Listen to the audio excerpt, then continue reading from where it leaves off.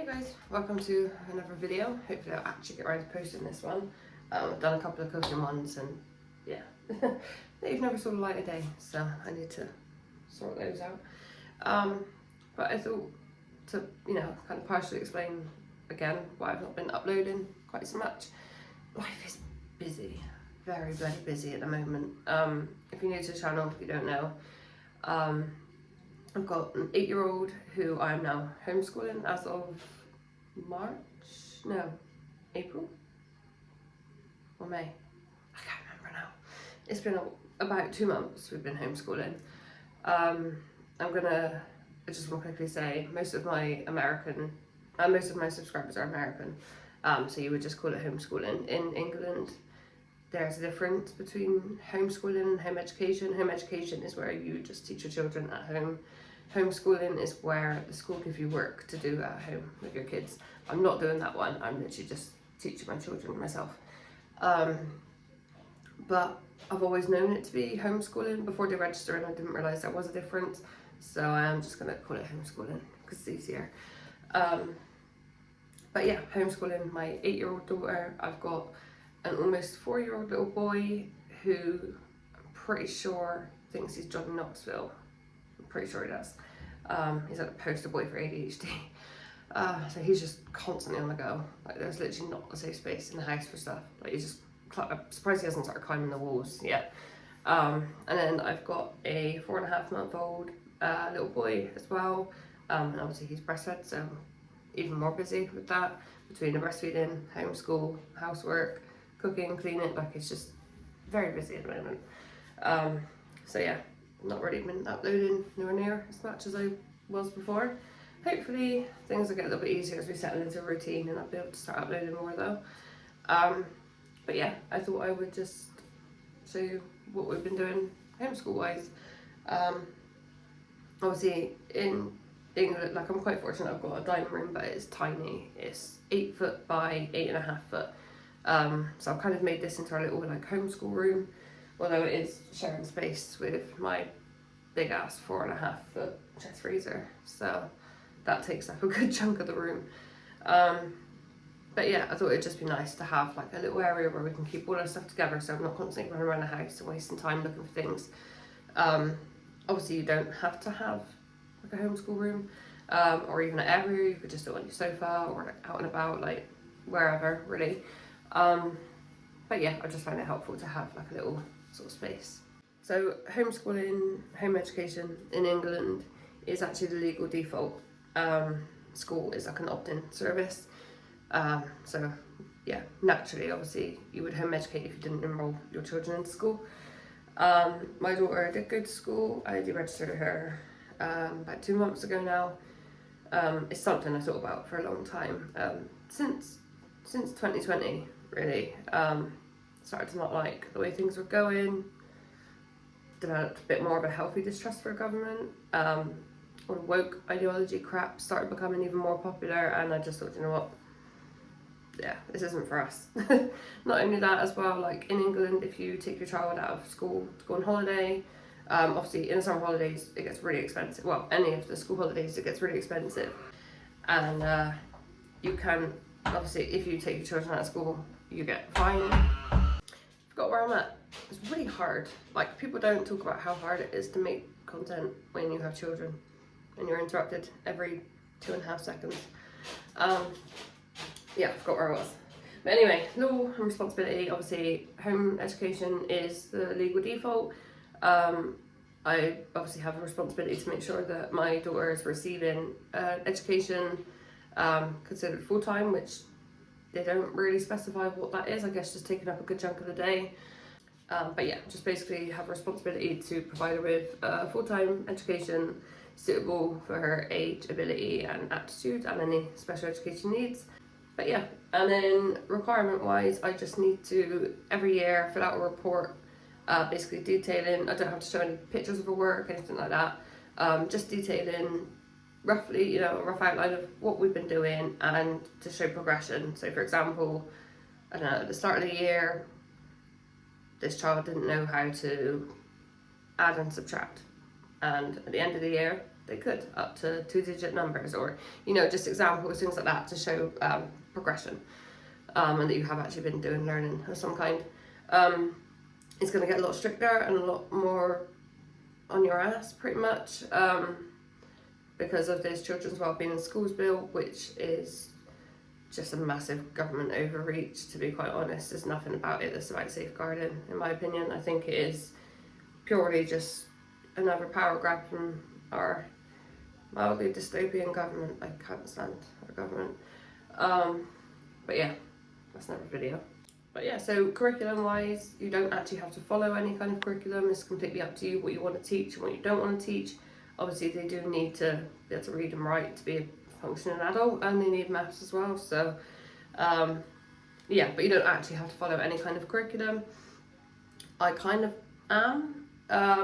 We're doing English and maths, like daily, reading, writing, maths, that we're doing daily, and then everything else we're kind of just doing either interest led, you know, she shows an interest in a certain subject, then we'll learn about it, or necessity led, and that could obviously be a wide range of things, but things like cooking, I think, you know, being able to sew, basic sewing skills is kind of important, not just for girls either. Like when Charlie's older, I want him to be able to take up a hem if he needs to, like by all means I'm not a great sewer, but you know, I think you should at least have basic skills like that, and it's the same with cooking. I did take Holly out the other day to show her how to check the level of oil on a car. Yeah, so she knows how to find a dipstick and how to check the oil level, and obviously it should be done before the car's been running. Little things like that. I can't show her how to change the wheel because it turns out my car doesn't have a spare wheel, which is really annoying. It's got some like weird gel stuff. Never seen that before, but apparently it fixes your wheel. I don't know. But yeah, so general life skills, pretty much. We've been focusing on like learning to tell time, things like that quite a bit. Money skills, I think, is a very important one. So yeah, like educational wise, like maths and English at the moment, we've been mostly focusing on what you're going to really need for life. I don't see the point of algebra. I mean, if she gets a bit older, decides that she wants it, because obviously you can still do, you might not be aware, but you can still do your GCSEs. As a home ed child, you have to obviously pay for your exam. So like if she wanted to do her exams, we'd have to pay for them. But I don't think it's that much, and there's an exam centre not too far from us, so that's fine. Obviously, long way off from that, she's 8, so we've got a little while. But as it stands at the moment, I don't see the point of teaching pointless maths. I've never ever in my adult life used algebra or the periodic table, or, do you know what I mean, like all of these pointless things that we waste our time learning and never ever use again. We probably won't be bothering with that for the foreseeable future anyway. Yeah, so we're kind of half following a curriculum, half not. We're kind of just cherry picking what's actually important for now. And obviously the basic skills, adding, subtraction, times, divide, you know, the main things. For the rest of the subjects, things like history and stuff, we've not really started looking at that yet because I'm a bit undecided of how to approach it, because a lot of history is obviously a lie. For example, World War II, I don't know if you've watched the film, documentary, no, it was a film, I watched it a long time ago. The Diary of Anne Frank, yeah, it's a film, yeah. And obviously her diary was written in ballpoint pen, which didn't exist at that time. So, you know, clearly we were lied to a little bit. I mean, history is never told by the loser, as it's always told by the winner. And to win wars and conquer countries, you've got to do some pretty shitty things. So, yeah, I don't know. A lot of history, I think, is a complete and utter lie. Even things like Titanic and stuff, like there's some talk of that being a bit of an insurance thing, and something to do, I can't remember now, something to do with the Federal Reserve and banking, and I don't know. But yeah, so at the moment I'm a little bit undecided on what we are and aren't going to learn about history, so we've not really started with that yet. But again, we don't really even need to. I will obviously, you know, touch on each thing, but yeah, I don't really know how much we're going to learn of that at the moment. Geography I do think is quite important. I think it's important to know about you know, your country and the world. And then there's also the other things I think is quite important to know. Oh, art as well. We do a lot of art. That doesn't take any persuasion whatsoever from Holly. If you gave her a big computer pack of paper and gave her some pens, she probably wouldn't move all day. She would literally go through like the whole 400 or 500 pages. She absolutely loves art of any kind, so not just drawing. But yeah, so that I don't even need to give her any encouragement. She just happily does it. PE, she plays basketball when we go to the park for like home ed meetups and stuff. And she likes football, so she does that. She goes swimming with her dad, and sometimes with me if we go to the beach. Like my other half will drop us off so we can go swimming in the tidal pool for a little bit, which is nice. And then apart from that, we're kind of just doing, like, she does quite like yoga, so she do like little yoga videos.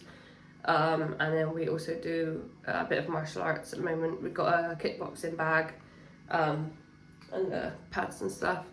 I really want to get like some training swords. I think that'd be really fun. And we've got some nunchucks as well, which I've had for years. I need to replace them because they're really old. But yeah, I think martial arts is quite a fun sort of exercise. She quite enjoys doing the pad and stuff as well. So yeah, I've always loved martial arts, so it's quite easy for me to teach her that sort of stuff, and we both have a lot of fun doing it, so it's nice. But yeah, definitely want to get some training swords. That'd be a lot of fun. But yeah, and then obviously extras as well. I'd really like them to learn like this kind of stuff, I guess, like foraging, how to build a fire. We did actually make like a little fire using a magnifying glass. We had like a little hot weather recently. We used a magnifying glass to make like a little fire. It'd be nice for her to learn how to like build shelter, maybe some small animal trapping. I need to check if that's actually legal. I don't even know in this country, because nothing is legal in this country these days, so I have to check. But yeah, I mean, like the outdoorsy kind of skills I'd really like her to learn. Foraging, also how to preserve food, growing your own food. Both my kids really enjoy doing like growing food and stuff anyway, so yeah, that's another easy thing. I also got a dehydrator I've not even got around to using yet, so we're gonna have a go at making like little fruit, like dehydrated fruit roll-up things. So that's gonna be fun. And I've got like a set for making your own cheese from scratch as well. They've both made butter like from scratch as well. So yeah, it'd be nice for them to learn some of the skills that people don't really do as much anymore. I think are quite important. Being able to fix things yourself, being able to make things from scratch, cooking, growing your own food, a little bit more self-sustainable, I guess you would call it. A little bit less reliant on the supermarket and the government and stuff would be nice. So yeah, one of those skills would be good to learn. Yeah, I think I've covered everything. If I haven't, then yeah, if you have any questions, let me know. And yeah, I will show you our little homeschool type home ed setup. This is our little map of the world. We've got our little Velcro things. We've got like a bag of different landmarks and things.